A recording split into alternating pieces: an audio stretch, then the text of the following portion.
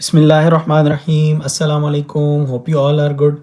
हम पढ़ रहे थे केमिस्ट्री का चैप्टर केमिकल बॉन्डिंग और आज की वीडियो में हम कम्प्लीटली कवर करेंगे nature of bonding, structure and the properties और conduction of electricity in ionic compounds, conduction of electricity through acids, intermolecular force and their influence on the melting and boiling point और graphite और diamond के structures, concept और exam के point of view से जितने भी important MCQ short question और concepts आएंगे मैं आपको बता दूंगा और ये इम्पॉर्टेंट भी हैं। वीडियो को ध्यान से देखिएगा ताकि इन टॉपिक से रिलेटेड जितने भी इम्पॉर्टेंट एमसीक्यूज़ हैं वो आपके वंस फॉर ऑल क्लियर हो जाएं और आप कॉन्फिडेंटली एग्ज़ाम में इन टॉपिक से रिलेटेड क्वेश्चंस को अटेम्प्ट करें। चलें, सबसे पहले जो मेरा टॉपिक है वो है जी nature of bonding, structure and the properties. अच्छा, अब जो प्रॉपर्टीज़ हैं हमारे पास वो बेसिकली वो डिपेंड कर रही होती हैं थ्री मेन फैक्टर्स के ऊपर। नंबर वन फैक्टर क्या है जी? टाइप ऑफ पार्टिकल, के पार्टिकल की टाइप क्या है। नंबर टू क्या है? The way particles are connected to each other, मतलब उसमें कौन सी बॉन्डिंग है।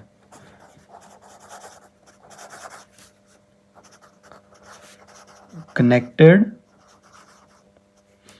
टू ईच अदर, मतलब उसमें कौन सी बॉन्डिंग है। और तीसरा है जी हमारे पास द अरेंजमेंट ऑफ पार्टिकल्स।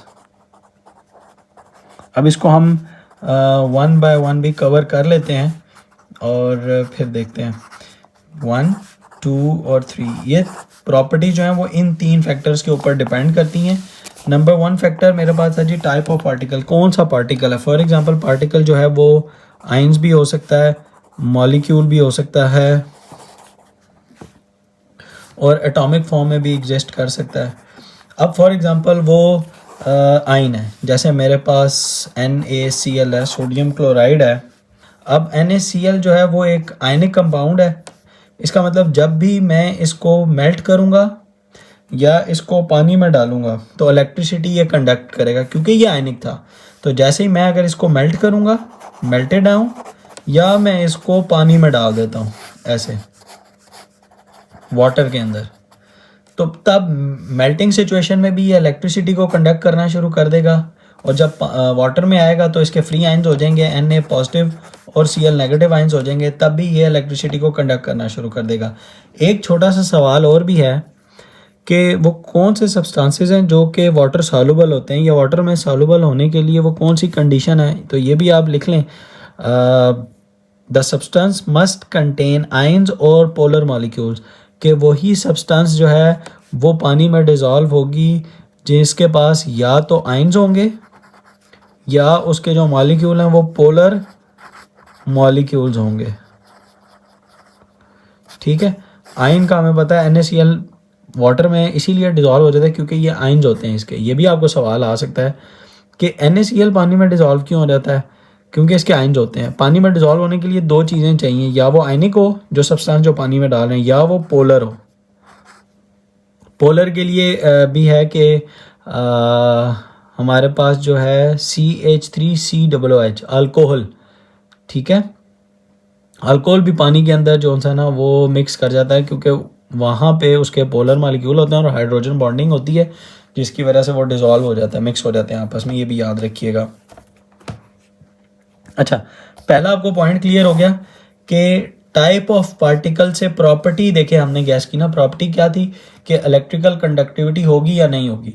तो टाइप क्या थी? वो आयन था, आयनिक फॉर्म थी। आयनिक फॉर्म की ये होती है प्रॉपर्टी कि अगर आप उसको मेल्ट करें तो वो आयनिक फॉर्म में होता है, या उसको पानी में डाल दें तब भी उसके आयन्स बन जाते हैं, तो वो इलेक्ट्रिसिटी को कंडक्ट करना शुरू कर देता है। ये मैं आपको दिखा भी देता हूँ अभी। सेकेंड पॉइंट क्या था मेरे पास? The way particles are connected to each other. The way particles are connected to each other का मतलब क्या है? The type of bonding exist, मतलब इसमें टाइप ऑफ बॉन्डिंग कौन सी एग्जिस्ट कर रही है।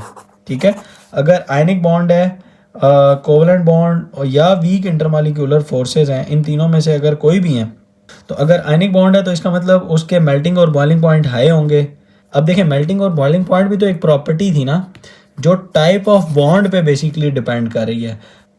अच्छा, द स्ट्रॉन्गर द बॉन्ड, ये याद रखें, higher the melting and the boiling point and hardness of the substance. जितना बॉन्ड स्ट्रॉन्गर होगा, बॉन्ड जितना ज़्यादा स्ट्रॉन्गर होगा, उतनी ही ज़्यादा हाई मेल्टिंग पॉइंट और हाई बॉइलिंग पॉइंट आपके होंगे, उतने ही ज़्यादा आपके होंगे, और हार्डनेस भी उतनी ज़्यादा होगी। ठीक है, हार्डनेस भी उतनी ज़्यादा होगी जितना बॉन्ड स्ट्रॉन्गर होगा। ठीक है, ये दूसरा पॉइंट हमारा क्लियर हो गया कि हार्डनेस भी एक देखें प्रॉपर्टी थी, मेल्टिंग और बॉइलिंग पॉइंट भी प्रॉपर्टीज़ में ही आते हैं। तो ये डिपेंड कर रहे थे टाइप ऑफ बॉन्ड के ऊपर, कौन सा बॉन्ड एग्जिस्ट कर रहा है। इसी तरह इसने एक एग्जांपल दी हुई है बड़ी ज़बरदस्त, मैं आपको ये इधर ही दिखाता हूँ। उसने कहा जिस तरह SiO2 और CO2 के दरमियान, SiO2 क्यों उसका जो मेल्टिंग और बॉइलिंग पॉइंट है बहुत ज़्यादा हाई है, जबकि CO2 गैशियस फॉर्म में जो है ना वो एग्जिस्ट करता है और उसके लो मेल्टिंग और बॉइलिंग पॉइंट है। ऑब्वियसली रूम टेम्परेचर पे कार्बन डाइऑक्साइड जो है वो गैशियस है, इसका मतलब उसके मेल्टिंग और बॉइलिंग पॉइंट बहुत लो है ना, तभी तो रूम टेम्परेचर के ऊपर वो गैशियस स्टेट में। और जो SiO2 है वो बहुत ज़्यादा स्ट्रॉन्ग जाइंट कोवलेंट स्ट्रक्चर होता है, और जिसको आप सिलिका भी कहते हैं, SiO2 को आप सिलिका भी कहते हैं। ये भी MCQ हैं, ये याद रखें। अब ये जो था ना कि the way particles are connected to each other, ये मैं आपको CO2 और SiO2 में बना के भी दिखा देता हूँ। SiO2 का स्ट्रक्चर और CO2 का स्ट्रक्चर बनाऊंगा तो आपको फिर क्लियर हो जाएगा। SiO2 में ऐसे होता है कि मेरे पास ना Si के साथ 2 O इस तरह अटैच होते हैं। इसी तरह नेक्स्ट वाले के भी Si 2 और O, इसी तरह नीचे वाले Si और 2 ऑक्सीजन, SiO2 हो गया ना। इसी तरह ये भी Si और O। अब होता क्या है कि इनके दरमियान ये बहुत, हर एक जो है ना वो दूसरे के साथ इस तरह अटैच हुआ होता है। ये देखें, ये अब बॉन्डिंग एग्जिस्ट कर रही है, स्ट्रॉन्ग फोर्स ऑफ अट्रैक्शन है ना, इंटरमॉलिक्यूलर फोर्स है। ये इतनी ज़्यादा स्ट्रॉन्ग हो जाती है, इतनी ज़्यादा स्ट्रॉन्ग होती है जिसकी वजह से इसके मेल्टिंग और बॉइलिंग पॉइंट भी बहुत ज़्यादा हाई होते हैं। ये इसी स्ट्रक्चर की वजह से, इसी तरह की बॉन्डिंग के टाइप की वजह से इसके स्ट्रक्चर बहुत ज़्यादा जॉइंट होते हैं, क्योंकि मिलते जाते हैं ना एक दूसरे के साथ, तो जॉइंट स्ट्रक्चर्स होते हैं। और बहुत ज़्यादा ये हार्डनेस भी इसकी बहुत ज़्यादा होती है। ये था SiO2 का। CO2 का हमने देखा था, एक C के साथ 2 O दोनों तरफ इस तरह ना डबल बॉन्ड के साथ अटैच होते हैं। ठीक है, इसी तरह नेक्स्ट वाले के भी होंगे C डबल बॉन्ड और O। तो इसके दरम्यान जो इंटरमॉलिक्यूलर फोर्स है वो बहुत ज़्यादा वीक है। ठीक है, तो इस वजह से कार्बन डाइऑक्साइड जो गैस है वो एग्जिस्ट कर रही होती है गैशियस स्टेट के अंदर, क्योंकि लो मेल्टिंग और बॉइलिंग पॉइंट हैं और वीक इंटरमॉलिक्यूलर फोर्सेस हैं। ठीक है, ये अब आपको क्लियर हो गया। सेकंड पॉइंट भी। थर्ड जो मेरे पास पॉइंट था वो था दी अरेंजमेंट ऑफ पार्टिकल्स, यानी कि पार्टिकल्स किस तरह से अरेंज हुए हैं, वो भी मैं आपको एग्जांपल से ही क्लियर करता हूँ।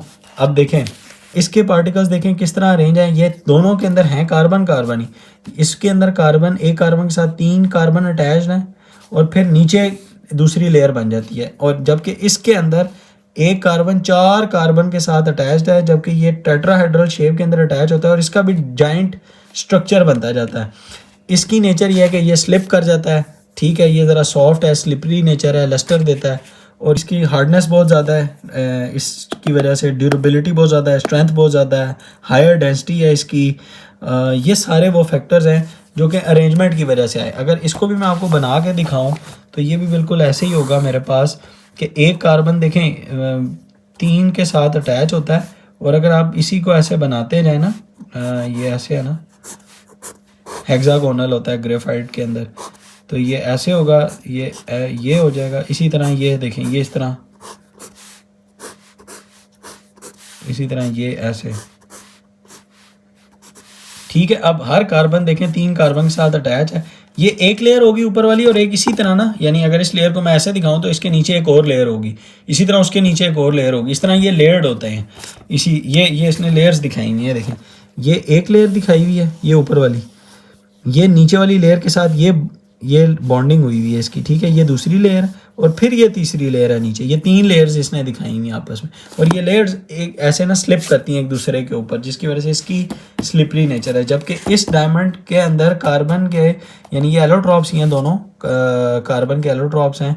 वो अभी जब ये टॉपिक आएगा तब भी मैं एक्सप्लेन करता हूँ वो क्या होते हैं।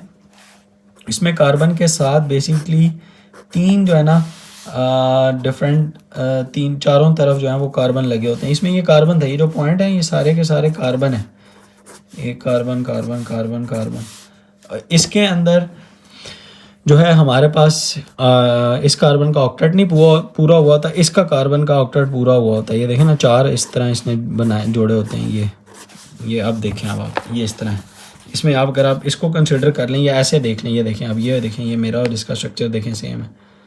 ये नीचे ये और ये, अब ये चूँकि 3D है इसलिए ये वाला ये वाला आपको जो सा ना वो 3D की तरफ ऐसे की तरफ होगा, ये यानी ऐसे है, ये तीनों प्लेन पे और ये वाला ऐसे इस तरफ है। ठीक है, आपको ये क्लियर हो गया। अच्छा, अब मैं आपको ये दिखा भी देता हूँ। ये देखिए, ये इसमें बात लिखी हुई है, द पार्टिकल्स में भी अरेंज इन प्लेन्स में भी हो सकते हैं, लेयर्स में भी हो सकते हैं, जो भी मैंने ग्रेफाइट का आपको दिखाया और उसमें उसने एग्जांपल्स भी दी हुई हैं, क्ले और ग्रेफाइट। 3 डायमेंशनल में हमारे पास आ जाएगा जी डायमंड, और 2 डायमेंशनल में भी हमने देख लिया ग्रेफाइट है। Diamonds have a large 3 dimensional network of carbon atoms which makes it the hardest substance on earth. अगर आपको ये MCQ आ जाए, which one is the hardest substance on earth, metals also have the giant structures। फिर melting point और boiling point जो से ना वो भी इसके हाई होते हैं, क्योंकि मेटालिक बॉन्डिंग भी बहुत ज़्यादा स्ट्रॉन्ग होती है इसके अंदर। और फिर उसने यहाँ से उसने ना मेटल्स को शुरू कर दिया। Metals also have giant structures, metallic bonding strong, most metals have the very high melting and the boiling points and thermally stable. ये हमारा टॉपिक कंप्लीट हुआ। नेक्स्ट मेरे पास जो 2 टॉपिक्स हैं वो है जी conduction of electricity in ionic compounds और कंडक्शन ऑफ इलेक्ट्रिसिटी है जी थ्रू एसिड्स। अच्छा, अब conduction of electricity ionic compounds में भी ये बिल्कुल इसी तरह ही है कि आयनिक कंपाउंड जब तक सॉलिड स्टेट में होते हैं, जो भी यानी NaCl है, अगर वो सॉलिड स्टेट में है तो जो उसके आयन्स होते हैं वो फिक्स्ड होते हैं अपनी पोजीशन के अंदर। तो एक आयनिक कंपाउंड तभी इलेक्ट्रिसिटी कंडक्ट करेगा जब उसके आयन्स जो हैं वो फ्री हो जाएंगे। ठीक है, फॉर एग्जांपल मेरे पास ये एक आयनिक कंपाउंड है, उसको मैं या तो मेल्ट कर दूं या मैं उसको वाटर के अंदर डिज़ोल्व कर दूं। मेल्ट भी करूंगा तो उसके आयन्स फ्री हो जाएंगे ना, जब आयन्स फ्री टू मूव होंगे तो इलेक्ट्रिसिटी कंडक्ट कर लेगा। ठीक है, आयन्स यानी एक पॉजिटिव हो जाएगा, एक नेगेटिव 1 हो जाएगा। इसी तरह वाटर के अंदर तो आपको पता ही है कि Na पॉजिटिव 1 और Cl नेगेटिव 1, ये भी इसी तरह फ्री टू मूव होंगे तो ये भी कंडक्ट कर लेंगे इलेक्ट्रिसिटी को और ये भी कंडक्ट कर लेंगे। जबकि इन सॉलिड स्टेट के अंदर वो NaCl अपनी जगहों के ऊपर, अपनी पोजीशंस के ऊपर फिक्स्ड होते हैं और वो फ्री टू मूव नहीं कर सकते, वो इजीली मूव नहीं कर सकते, इसलिए इलेक्ट्रिसिटी कंडक्ट नहीं कर सकते। ये था इस टॉपिक के अंदर सारा समअप इसने किया हुआ। फिगर आप लाजमी बनाइएगा। नेक्स्ट है जी मेरे पास conduction of electricity through acids. अच्छा, ये था in general conduction of electricity ionic compound. अब है जी ये कंडक्शन ऑफ इलेक्ट्रिसिटी इन, इसका कर लें इन कोवेलेंट कंपाउंड्स। ठीक है, ये कोवेलेंट कंपाउंड्स कर लें। अब इसका जनरल क्या है जी, कभी भी कोवेलेंट कंपाउंड में से इलेक्ट्रिकल जो है वो कंडक्टिविटी नहीं होती इन जनरल, ये बात आपने याद रखनी है। Covalent compounds have no free charge particles, so they do not conduct electricity, क्योंकि उनके फ्री चार्ज पार्टिकल्स ही नहीं होते। ठीक है, ये अब कंपैरिजन है आयनिक कंपाउंड और कोवेलेंट कंपाउंड में से क्या इलेक्ट्रिकल कंडक्टिविटी हो सकती है या नहीं। तो इन जनरल नहीं हो सकती, लेकिन कुछ कोवेलेंट कंपाउंड्स ऐसे हैं फॉर एग्जांपल जिनमें H पॉजिटिव होता है, HCl, H2SO4 और HNO3। ये कोवेलेंट कंपाउंड्स ऐसे हैं जो कि इलेक्ट्रिकल कंडक्टिविटी कर लेते हैं। कैसे करेंगे वो मैं आपको बता देता हूँ। H2SO4 को पानी के अंदर डालते हैं ना, ठीक है, तो ये होता क्या है, ये अपने आयन्स में इस तरह स्प्लिट कर जाता है। इधर हम लिख देते हैं H2O, तो ये हो जाएगा जी 2H positive plus SO4 2 negative. इसी तरह मेरे पास जो HCl था वो भी इसी तरह, जैसे ही आप उसमें पानी में डालते हैं तो H2O जो है वो H positive plus Cl negative हो जाता है। अब फ्री आयन्स तो आ गए ना, देखें ना, पानी के अंदर आपने कोवेलेंट कंपाउंड को डाला और हमने अभी ऊपर पढ़ा था कि पानी के अंदर वही डिज़ोल्व हो सकते हैं जिसके या तो आयन हो या वो पोलर मॉलिक्यूल हो। अब ये जो थे ये किस में आएंगे, ये चूँकि पोलर मॉलिक्यूल था, इसके पोल्स भी थे और इसने ये आयंस भी कंटेन कर रहा था, तो ये इसलिए डिज़ोल्व हो गया। अब फ्री आयंस की वजह से H2SO4, HCl और HNO3 ये तीनों इलेक्ट्रिसिटी को कंडक्ट करते हैं because of the free ions, यानी 2H पॉजिटिव आयंस, ये याद रखना है आपने, because of the free ions, ठीक है, ये कंडक्ट कर सकते हैं। बाकी के कोवलेंट कंपाउंड जो हैं वो एक तो पानी में डिज़ोल्व भी नहीं होते, पहली बात, दूसरा डिज़ोल्व नहीं होते तो उसके अंदर चूँकि फ्री आयंस या चार्ज मौजूद नहीं होता, इसलिए वो कंडक्टिविटी नहीं कर सकते। ये बात आपने याद रखनी है, ये इंपॉर्टेंट MCQ भी है और शॉर्ट क्वेश्चन भी है। और जब भी आयन जो है वो फ्रीली मूव कर सके एक्वा सोल्यूशन के अंदर, तो तब इलेक्ट्रिसिटी कंडक्ट हो सकती है। फिर मेरे पास इसके नीचे इसने फिर मेटल्स का जिक्र कर दिया। मेटल्स के पास फ्री आयंस, फ्री इलेक्ट्रॉन्स होते हैं, इस वजह से जो है वो मेटल्स कंडक्ट कर सकते हैं इलेक्ट्रिसिटी को। ये हम पहले भी बहुत अच्छे से कर चुके हैं और इनके मेल्टिंग और बॉइलिंग पॉइंट भी बहुत ज़्यादा हाई होते हैं, इलेक्ट्रिकल कंडक्टिविटी भी फ्लो कर सकते हैं, therefore metals allow electricity to pass through it. अच्छा, नेक्स्ट जो है वो मेरे पास है जी कोवलेंट कंपाउंड्स, और इसने यहाँ पे बड़ा अच्छा कंपैरिजन दिया हुआ है, इसको भी देख लेते हैं। और ये एक शॉर्ट क्वेश्चन भी है और डेफिनेशन भी है कि कोवलेंट कंपाउंड्स कौन से होंगे। कोवलेंट कंपाउंड्स वो कंपाउंड्स होंगे कि जिनके मॉलिक्यूल्स के अंदर कोवलेंट बॉन्ड होगा, ठीक है, वो कोवलेंट कंपाउंड्स होंगे। और कोवलेंट कंपाउंड हमें पता है कि उसके जो इंटरमॉलिक्यूलर फोर्सेस होती हैं वो ज़रा वीक होती हैं, ये हमने ऑलरेडी यहाँ पे कोवलेंट कंपाउंड के अंदर ये पढ़ा था। डायपोल फोर्स जो है ये ज़रा मॉडरेट सी होती हैं, जिसकी वजह से इनके मेल्टिंग और बॉइलिंग पॉइंट भी लो होते हैं। और since their molecules do not contains any free electrons, अब इसके कोई फ्री इलेक्ट्रॉन्स या फ्री आयंस मौजूद नहीं होते, इस वजह से ये इलेक्ट्रिकल कंडक्टिविटी भी नहीं कर सकते। नेक्स्ट, ये भी बहुत ही इंपॉर्टेंट टॉपिक है, ये तो मैं आपको बना के भी एक्सप्लेन करता हूँ, तब आपको क्लियर होगा कि इन जनरल कंपैरिजन है जी मेल्टिंग और बॉइलिंग पॉइंट का, कोवेलेंट कंपाउंड्स का और आयनिक कंपाउंड्स का। अच्छा, इन जनरल हमें पता है कि आयनिक कंपाउंड्स की जो मेल्टिंग और बॉइलिंग पॉइंट्स हैं वो देखें वो हाई होते हैं, ये हमने अभी पीछे पढ़ा भी हुआ है ना। और कोवेलेंट कंपाउंड्स के हम बार बार पढ़ रहे हैं जी लो होते हैं, बार बार पढ़ रहे हैं लो होते हैं। ये क्यों होते हैं उसको ज़रा हम ना, ये 2 लाइनों में इसके आंसर हैं, लेकिन मैं आपको ज़रा ये बना के एक्सप्लेन करता हूँ, तब आपको ना ये क्लियर होगा। मैं स्ट्रक्चर जब बना के क्लियर करता हूँ फिर आपको होगा। मैं देखें वैल्यूज़ भी नज़र आ रही हैं। सोडियम क्लोराइड जो मिनिमम, इनमें भी जो मिनिमम शुरू हो रहा है वो 808 डिग्री से 801 डिग्री सेल्सियस, जबकि पानी जो अच्छा जिसके अंदर हाइड्रोजन बॉन्डिंग है वो एक कोवेलेंट कंपाउंड है, लेकिन उसके अंदर भी हाइड्रोजन बॉन्डिंग वाला जो सबसे स्ट्रॉन्गेस्ट माना जाता है, जिसके मेल्टिंग और बॉइलिंग पॉइंट हाई होते हैं, वो भी कैटेगरी के अंदर 0 पे मेल्ट हो रहा है और 100 पे बॉयल हो रहा है, जबकि जो आयनिक कंपाउंड है वो 1400 पे जाके बॉयल हो रहा है। समझ आ रही है बात? यानी कि अपनी कैटेगरी के अंदर जो स्ट्रॉन्गेस्ट माना जाता था, जिस तरह हमने यहाँ पे देखा था कि स्ट्रॉन्गेस्ट है, हाई मेल्टिंग और बॉइलिंग पॉइंट है, चूँकि हाइड्रोजन बॉन्डिंग एग्जिस्ट करी होती है ना वाटर के अंदर, और बहुत हाई मेल्टिंग और बॉइलिंग पॉइंट है, वो आपस के कंपैरिजन के लिए था। लेकिन जब इनका कंपैरिजन होता है आयनिक के साथ, तो देखें वो फिर भी कितना पीछे है कि ये 100 पे अगर बॉयल हो रहा है तो ये 1400 पे बॉयल हो रहे हैं, तो कितनी हाई वैल्यू है। अब इसकी रीज़न पढ़ते हैं कि असल में होता क्या है, या मेल्टिंग और बॉइलिंग पॉइंट कब आते हैं और किस सिचुएशन में वो अराइज होते हैं ना। दरमियान में एक लाइन लगाते हैं और हम ना इधर इसको बनाते हैं। मैंने आपको बताया था कि मेल्टिंग और बॉइलिंग पॉइंट कब होते हैं। ये एक मॉलिक्यूल है, ये इस पूरे को आप एक मॉलिक्यूल समझें और इस पूरे को भी एक मॉलिक्यूल समझें। जब ये दोनों करीब करीब हैं तो ये देखें सॉलिड में होंगे ना, इंटरमॉलिक्यूलर फोर्स वीक होगी, दूर जाएंगे, मेल्ट हो गया। इंटरमॉलिक्यूलर फोर्स और वीक हुई और दूर गए, गैसियस स्टेट में आ गए, तो ये एक मॉलिक्यूल दूसरे मॉलिक्यूल से दूर जाएगा, गैस में बन जाएगी, करीब आएगा मॉलिक्यूल हो जाएगा, और करीब आएगा सॉलिड हो जाएगा। ठीक है, तो ये उसकी फिजिकल स्टेट के साथ इनका ताल्लुक है। अच्छा, मेल्टिंग और बॉइलिंग पॉइंट का ताल्लुक सिर्फ इनके दूर और करीब आने पे होता है।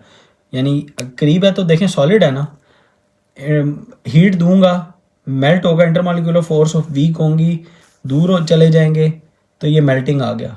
फिर मैंने और इसको energy the in the form of heat, ये और दूर चले गए, गैसियस में चले गए। ठीक है, अब ये याद रखें कि कोवेलेंट बॉन्ड के अंदर, अब ये बात आपने याद रखनी है, ये मैं यहाँ कोवेलेंट बना रहा हूँ।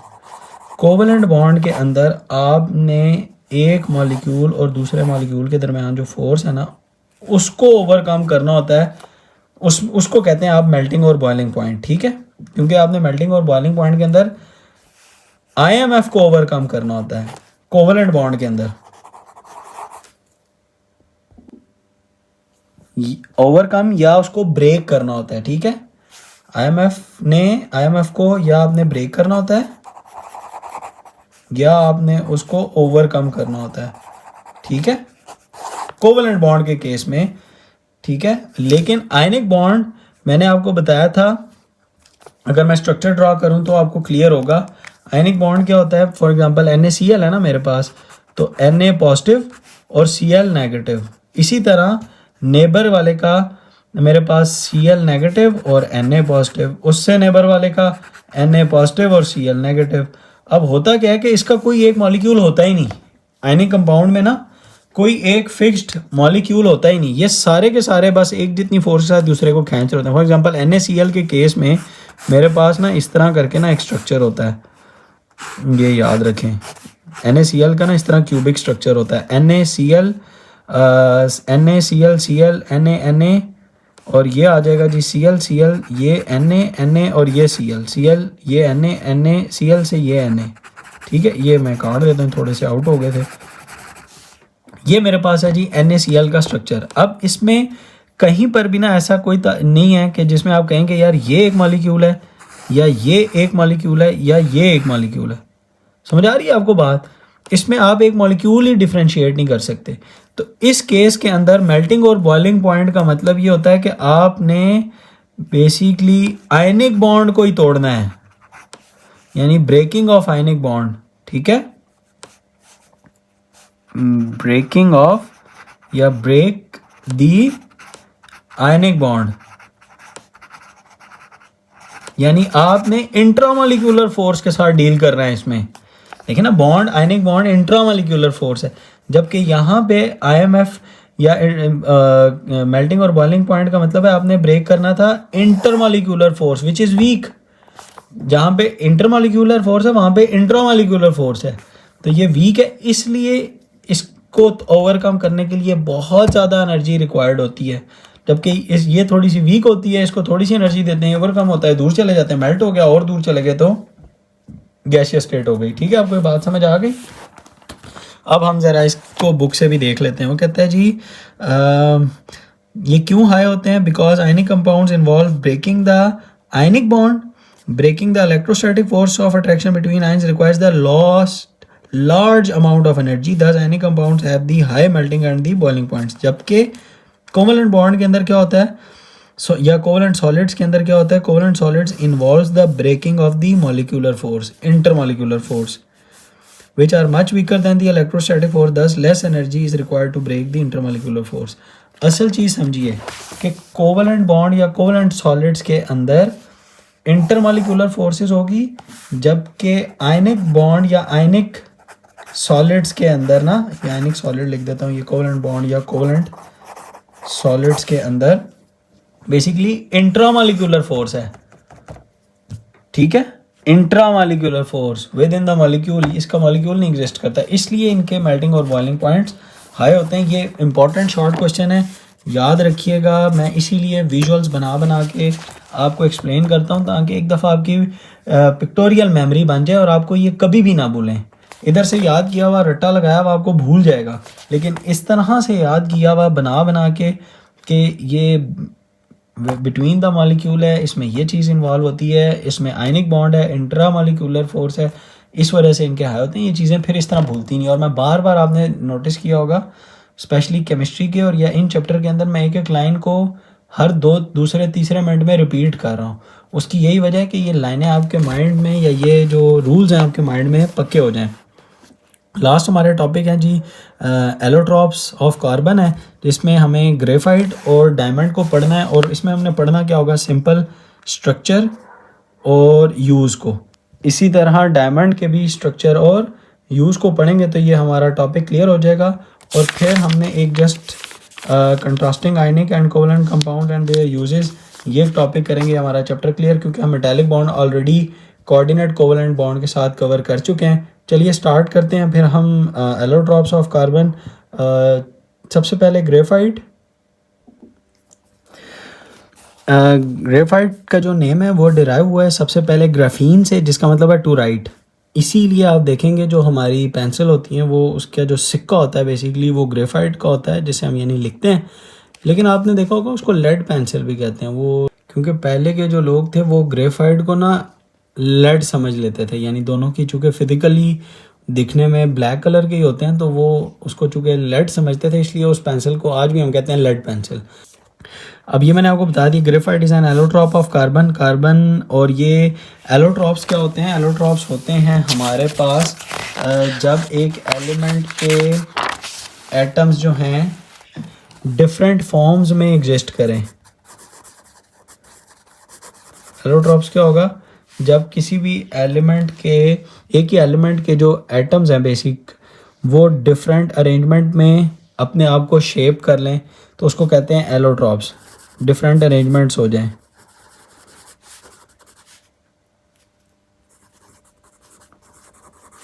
डिफरेंट अरेंजमेंट से क्या मुराद है? मेरे पास सेम एलिमेंट हो लेकिन वो एलिमेंट्स के अंदर एटम अपने आप को डिफरेंटली अरेंज कर लें तो वो फिर एलोट्रॉप्स होंगे। फॉर एग्जांपल ग्रेफाइट के अंदर वो ऐसे अरेंज होते हैं, अभी हमने देखा बनाया था, जबकि और एक ये तीन तीन के साथ अटैच होता है, देखें ना ऐसे।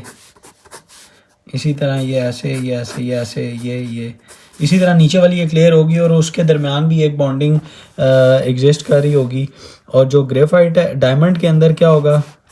ये इस तरह करके ना दूसरा डायमंड के साथ वो टेट्राहेड्रल शेप में होगा, तो डिफरेंटली अरेंज्ड हैं। तो ये दोनों एलोट्रॉप्स हैं। डायमंड के अगर आप देखें तो डायमंड हमारे पास सबसे पहले क्या होता है जी? हार्डनेस देता है हमें, हार्डनेस। और मैंने आपको बताया था कि हार्डेस्ट मटेरियल एवर नोन अभी तक जो है वो डायमंड है, ठीक है। सबसे हार्डेस्ट मटेरियल जो एवर नोन अभी तक हो चुकी है। इसकी स्ट्रेंथ बहुत ज़्यादा होती है, बहुत स्ट्रांग होता है। आपने देखा होगा शीशे को काटने के लिए भी डायमंड ही यूज़ होता है, छोटा सा आगे लगा होता है वही यूज़ हो रहा होता है, शीशे को भी काट देता है, इतना स्ट्रांग है। ड्यूरेबल है, कभी भी इसकी शाइन नहीं जाती, ठीक है, याद रखें ड्यूरेबल है। इसीलिए आपके जो ऑर्नामेंट्स होते हैं जो ज्वेलरी में यूज़ होते हैं वो एक दफ़ा ले लें, वो सारी ज़िंदगी उसकी शाइन वही रहती है, वो कभी भी अपनी शाइन को लूज़ नहीं करता, ठीक है। हायर डेंसिटी होती है इसकी। ये सारे के सारे इसके इस शेप की वजह से, यानी ये जितनी भी प्रॉपर्टीज़ इसको मिली हैं वो इस शेप की वजह से। और ऑलरेडी हमने इसी वीडियो में देखा कि हमें ये देखें द अरेंजमेंट ऑफ पार्टिकल्स में कि किस तरह से आपने उसको उसके जो एलिमेंट्स हैं उसके अंदर एटम्स किस तरह से अरेंज हैं, उसकी वजह से कौन कौन सी प्रॉपर्टीज़ उसको मिल रही हैं, ठीक है। हायर डेंसिटी भी मैंने आपका इसका बता दिया। उसके बाद इसकी स्ट्रेंथ भी बहुत ज़्यादा है, ड्यूरेबल है, हार्डनेस भी बहुत ज़्यादा है। ये थे सारे डायमंड के। अब अगर आप ग्रेफाइट को देखें, अच्छा ये एक और चीज़, इसका जो है वो 3 डायमेंशनल होता है, यानी ये 3D है। ये इसके एक प्लेन के ऊपर है और ये 2D वाला यानी इसके ऊपर ऐसे होगा, ठीक है, ये है। और ये जो है ये जनाब 2D इसका स्ट्रक्चर होता है। ये देखें एक ही के ऊपर आ गया और नीचे वाली दूसरी लेयर होती है, ठीक है। ये 2D के अंदर आ गया। इसका जो कोवलेंट बॉन्ड है, एक सिंगल कोवलेंट बॉन्ड होगा इसके अंदर भी, वो मैं आपको दिखा भी देता हूँ। इसके अंदर भी सिंगल कोवलेंट बॉन्ड ही है। और अच्छा सिंगल, इसकी स्ट्रेंथ इतनी ज़्यादा नहीं होती, ये स्लिपरी नेचर होती है इसकी। स्लिपरी यानी आप जब भी प्रेशर डालते हैं ना उसको, तो उसकी एक लेयर दूसरी लेयर के साथ स्लिप कर जाती है, वो भी आप देख सकते हैं यहाँ पे। ये स्लिपरी नेचर है इसकी, स्लिप कर जाती है। और ये तो मैंने आपको मेटल की दिखा दी, लेकिन स्लिपरी नेचर का मतलब ये होता है कि जब आप प्रेशर देते हैं तो एक लेयर दूसरी लेयर के ऊपर स्लिप कर जाती है। एक कार्बन जो है वो 3 नेबरिंग कार्बन के साथ अटैच है इसके अंदर। इसके अंदर 4 कार्बन के साथ, एक कार्बन 4 कार्बन के साथ अटैच है। ये देखें, ये वाला अगर कार्बन ले लें तो 1 2 3 4, इसको अगर ले लें एक को तो 1 2 और ये 3। इसी तरह हर एक को देखें, इसको देखेंगे तो 1 2 और 3, किसी को भी उठा लें। ग्रेफाइट के अंदर एक कार्बन जो है वो 3 नेबरिंग कार्बन एटम के साथ अटैच है, डायमंड के अंदर 4 के साथ अटैच है। और इसके अगर 4 के 3 के साथ अटैच है तो फिर इसकी वैलेंसी तो पूरी ना हुई, क्योंकि कार्बन जो है उसके आखिरी शेल के अंदर 4 होते हैं। तो 3 के साथ तो ये बॉन्ड बनाएगा, और मैंने आपको बताया भी था कि कार्बन जो है वो हमेशा 4 बॉन्ड बनाता है इस तरह। तो चौथा बॉन्ड इसका कहाँ से आएगा, वो इसकी लेयर वाली साइड से आएगा। वो जो लेयर के साथ बना रहा होगा ना बॉन्ड, ये बेसिकली वहाँ से लेगा अपना चौथा बॉन्ड और अपने आप को ये स्टेबल करेगा। ये था हमारा बेसिकली इन दोनों का स्ट्रक्चर का कंपैरिजन जो इनको ये प्रॉपर्टीज़ दे रहा था। उसके बाद अब यूजेस हम यहीं से ही देख लेते हैं, और उसके मैं आपको शॉर्ट क्वेश्चंस भी साथ साथ मार्क करवा दूंगा। Graphite is unique material since it has both metal and non metal qualities. अच्छा, क्वेश्चन क्या आता है इसमें से कि स्लिपरी नेचर और लस्टर क्यों है इसका, तो आपने कहना है क्योंकि ये सॉफ्ट मिनरल भी है विद ब्लैक कलर, और ये लेयर्ड स्ट्रक्चर है। असल चीज़ है कि लेयर्ड स्ट्रक्चर है, तो जब एक लेयर के ऊपर प्रेशर पड़ता है तो स्लिपरी होता है नेचर, इसलिए स्लिप करता है। इसीलिए जब आप पेंसिल के साथ लिखते हैं ना, इस तरह ज़रा सा प्रेशर डालते हैं वो स्लिप करता है। समझ आ रही है, वो इसकी अपनी स्लिपरी नेचर की वजह से ही लिख सकता है। ये बात आप याद रखें, नहीं तो अगर हम किसी लोहे को पकड़ें या किसी और को पकड़ें और उसको ऐसे लिखें, उसको या पेपर के ऊपर ऐसे फेरें, तो वो लिखेगा कैसे, वो तो नहीं लिखेगा ना। वो तो ऐसे, यानी फॉर एग्जांपल मैं ये वाली मेरी साइड है, अगर मैं इसको ऐसे रगड़ूं, अब ये लिख तो नहीं रहा ना। तो इसी ग्रेफाइट क्यों लिख लेता है, क्योंकि उसकी स्लिपरी नेचर है, उसकी एक नेचर दूसरी नेचर के ऊपर स्लिप करती है, तो एक लेयर पेपर के ऊपर ही रह जाती है। समझ आ रही है आपको बात, वो ये चीज़ होती है। अच्छा, फिर उसके बाद ये एक शॉर्ट क्वेश्चन दूसरा क्या है, due to its stability in high temperature and chemical inertness, यानी कि ये बहुत ज़्यादा थर्मली स्टेबल है ग्रेफाइट ना, इस वजह से ये रिफ्रैक्टरी ब्रिक्स और रिफ्रैक्टरी आइटम्स के अंदर यूज़ होता है। रिफ्रैक्टरी ब्रिक्स या रिफ्रैक्टरी आइटम्स में आपको बताता हूँ, भट्टे नहीं होते भट्टे, वहाँ पे ये यूज़ होता है, या सिंपल आप समझ लें फर्नेसेस में यूज़ हो रहा होगा, क्योंकि इसकी ये ना मेल्ट होगा इतने, इसका मेल्टिंग और बॉइलिंग पॉइंट भी बहुत हाई है ना ग्रेफाइट का, ना ही ये डिफॉर्म होगा। इसलिए ये जिन जगहों के ऊपर आपको बहुत हाई टेम्परेचर चाहिए होता है ना, आप किसी इंडस्ट्री में किसी और चीज़ को आपने पिघलाना है, तो फिर आपको कोई ऐसा मटेरियल तो चाहिए होगा ना जो खुद ही ना पिघले। फॉर एग्जांपल आपके पास एक पॉड है, इसके अंदर आपने एक चीज़ को पिघलाना है, हीट देनी है, तो अगर ये खुद ही ये वाला मटेरियल ही पिघल जाए पहले, तो फिर फ़ायदा तो ना होगा ना। तो ये जो मटेरियल है, ये मतलब होता है कि रिफ्रैक्टरी ब्रिक्स या रिफ्रैक्टरी, ये मतलब होता है कि वो जिसके अंदर उसको हीट दे के किसी और चीज़ को अगर हम बना रहे हैं या देख रहे हैं, तो वो जो उसका लेयर स्ट्रक्चर है वो तो ना डिफॉर्म होना। फिर क्या था, the electrodes of graphite are used in electrical metallurgical furnaces, क्योंकि इनर्ट होते हैं, केमिकली इनर्ट होते हैं। ये भी आपको आ सकता है कि क्यों यूज़ होते हैं, क्योंकि केमिकली इनर्ट होते हैं, ये इसका आंसर है। ठीक है, graphite is use in making moderator rods, reflector components in nuclear reactor, it is use in manufacturing of carbon brushes and electric motors, क्योंकि इनकी इलेक्ट्रिकल कंडक्टिविटी बहुत अच्छी होती है। Graphite material is use in engineering sectors in making of thrust and journal bearing, piston ring and walls के अंदर भी use होते हैं। Other application of graphite include metallurgy as lubricants, क्योंकि स्लिपरी नेचर है ना, तो and in the production of the paints and pencils, paint obviously pencils में भी यूज होते हैं। All these use are the testament to unique properties of graphite, the pattern bonding and the layered structure makes it suitable for such diverse application. तो एक short question ये भी बन सकता है कि ये क्यों इतनी ज़्यादा ग्रेफाइट की वास्ट एप्लीकेशन है, क्यों, क्योंकि उसका एक ख़ास पैटर्न बॉन्डिंग है, हेक्सागोनल बॉन्डिंग है उसकी, और उसकी लेयर्ड स्ट्रक्चर है। ये देखिए ना, एक लेयर ये ऊपर है, ये फिर दूसरी लेयर है, और ये तीसरी लेयर है। ठीक है, और हेक्सागोनल है, देख लें 1 2 3 4 5 6 के वो उसके रिंग बने हुए हैं। इधर भी देखें मैंने बनाए थे 6 के रिंग बने हुए हैं, और हेक्सागोनल है ये पॉइंट, हेक्सागोनल है। ठीक है, ये था हमारे पास ग्रेफाइट कंप्लीट हो गया उसकी यूजेस। अब हम देख लेते हैं यूजेस ऑफ डायमंड्स। ये देखिए जाइंट, मैंने जिस तरह आपको कहा था कि डायमंड के जाइंट स्ट्रक्चर्स होते हैं, एक्सटेंसिव कोवेलेंट बॉन्डिंग होती है डायमंड, और उससे क्या होगा, हार्डनेस ज़्यादा होगी, हाई यील्ड स्ट्रेंथ होगी, less conductivity and chemical inertness है, ये याद रखना है। केमिकली इनर्ट होते हैं, रिएक्ट नहीं करते किसी के साथ, लेस कंडक्टिव होते हैं, क्योंकि उसके 4 बॉन्ड पूरे हैं ना, कोई फ्री इलेक्ट्रॉन होता ही नहीं है, इसलिए डायमंड में से कभी भी करंट नहीं गुजर सकता। और डायमंड वैसे भी कोवेलेंट बॉन्ड था, और कोवेलेंट बॉन्ड जनरली नहीं गुजारते, उसमें से करंट नहीं गुजर सकता। ठीक है, ये बात आपने याद रखनी है। फिर उसके बाद क्या है, diamonds are most commonly used in ornaments, rings, और ये यहाँ यूज़ होते हैं because of their durability and lustre property. तो ये भी शॉर्ट क्वेश्चन बन सकता है कि क्यों यूज़ होता है, ड्यूरेबल है, ख़राब नहीं होता, इसकी चमक कभी ख़राब नहीं होगी। दूसरा, its property of hardness to use to drill, grind and to cut materials. इतना हार्ड है कि ड्रिल करने के लिए, ग्राइंड और कटिंग मटेरियल्स के लिए यूज़ होगा। कहता है कुछ blades used for cutting and drills in the industry use diamonds, diamond को यूज़ किया जाता है कट करने के लिए, ठीक है, ये बात याद रखें। They are present on the edges and the tips in small sizes. बिल्कुल आगे जो टिप होगी ना, जिस तरह आप इससे मैंने अगर इस चीज़ को काटना है तो इसकी जो बिल्कुल आगे ये टिप होगी तो डायमंड लगा होगा, ठीक है। तो ये जो शीशा साज होते हैं ना, जो शीशे काटते हैं, मैंने जैसा अभी आपको बताया था, वो भी आगे छोटा सा डायमंड लगा होता है ना, वो घिसता है, ड्यूरेबल है, ठीक है, हार्ड है, वो शीशे के ऊपर ऐसे फेरते हैं शीशा काट जाता है। हालांकि देखें शीशा भी कितना हार्ड होता है। फिर उसके बाद क्या था, diamonds are used in making medicines and beauty products. They are also used in making medical tools like tools used in the cataract surgery. जो हमारी कैटरेक्ट कहते हैं सफ़ेद मोतिया को, कैटरेक्ट सर्जरी के अंदर भी यूज़ होते हैं। Nano diamonds have potential health benefits.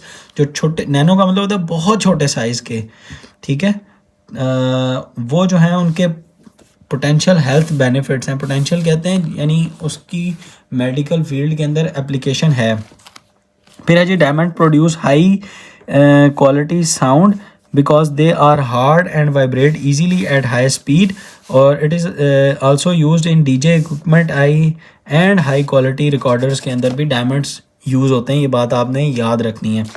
अच्छा, अब ये जो है ना मेरे पास contrasting ionic compound and covalent compound and their uses, इसको मैं अपने जो रजिस्टर के ऊपर ना पहले बना लेता हूँ, फिर हम क्विकली इसको डिस्कस कर लेते हैं। है क्या ये बेसिकली क्या है कि मटेरियल्स की जो प्रॉपर्टीज़ हैं वो किस तरह इन्फ्लुएंस होती है कि अगर उनके अंदर केमिकल बॉन्ड हो या अगर उनके अंदर कोवलेंट बॉन्ड हो, ठीक है। अच्छा, ये मैंने आयनिक कंपाउंड के लिख लिए हैं। ऐसा करते हैं, मैं कोवलेंट के भी लिख लेता हूँ, फिर इकट्ठा ही ना कंपैरिजन कर लेते हैं। अच्छा, ये मैंने लिख दी है। इन जनरल सिंपल दो ही प्रॉपर्टीज़ डिस्कस हुई हुई हैं इस पूरे पैराग्राफ के अंदर कि आयनिक कंपाउंड्स जो होते हैं वो स्ट्रांग होते हैं लेकिन वो ब्रिटल होते हैं। ब्रिटल का मतलब टूट जाते हैं। ऐसे जब आप उसको पकड़ के फोर्स लगाएं ना तो टूट जाए। जिस तरह आप कोई पापड़ खाएं तो आप उसको अगर पकड़ के ऐसे फोर्स लगाएं तो वो टूट जाए ना, तो उसको ब्रिटलनेस कहते हैं। और जो बेंड हो जाए, जिस तरह आपने देखा होगा वायर्स होती हैं हमारी, आप उसको पकड़ के ज़ोर लगाते हैं वो बेंड हो जाती हैं। अब जिस तरह ये ब्रिटल है, ये हार्ड है, स्ट्रॉन्ग है, लेकिन ये ब्रिटल है। इसमें मैं ज़्यादा फोर्स लगाऊंगा तो ये टूटेगा ही, ठीक है। तो ये स्ट्रॉन्ग बट ब्रिटल। और जो कोवलेंट कंपाउंड्स होते हैं वो जॉइंट स्ट्रक्चर्स होते हैं, स्ट्रॉन्ग होते हैं, हार्ड होते हैं, हाई डेंसिटी होती है।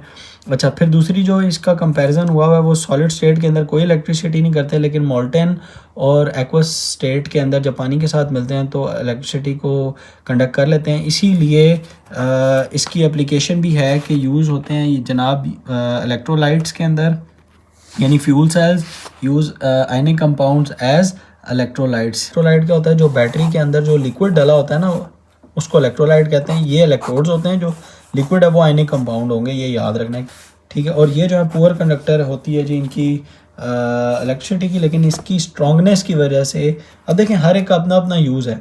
इसका यहाँ पे यूज़ था, इसका ये हार्ड है, इसको आप कटिंग के लिए, अभी हमने पढ़ा डायमंड को कटिंग के लिए, ड्रिलिंग के लिए, और ये अपने अपने इसके एप्लीकेशन हैं, ये यूज़ हो रहे हैं। और उसने कहा है जी graphite and quartz are and silica because they are stable at high temperature and use to make ceramics, glass and the refractories, ठीक है। रिफ्रैक्टरीज मैंने भी आपको बताई थी, उन जगहों पे यूज़ होते हैं जहाँ पे आपने किसी और चीज़ को पिघलाना हो ताकि ये चीज़ ना हो गर्म, ठीक है।